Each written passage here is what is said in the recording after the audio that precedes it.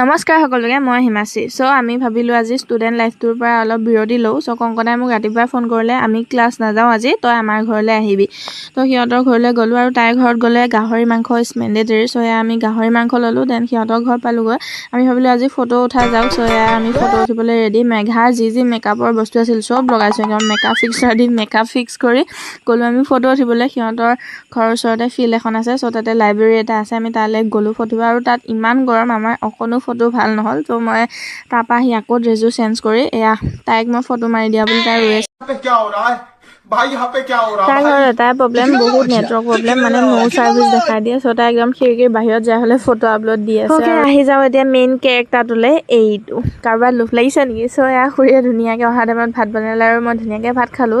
তাই তাৰপাছত মোক ঘৰলৈ মানে গাড়ীত থ'বলৈ আহিলে। টিকলিজনীক লগ পালোঁ, ইমান মৰম লাগিছিলে। তাৰপাছতে আহিলোঁ মই ঘৰলৈ, আৰু বাইদেউক লগ পালেও বহুত দিনৰ মূৰত জোৰ জবৰদস্তি এটা আইচক্ৰীম খাইছোঁ। প্ৰথম ভাবিছিলোঁ তাই পইচা নিদিয়ে, মই কম দামীটো ল'লোঁ, কিন্তু মোৰ লোকচানেই হ'ল। তাই পইচাটো দি দিলে।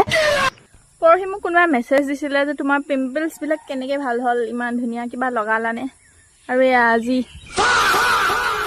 মোক লগাই মোক বেয়া কৈছা মোৰ লগত।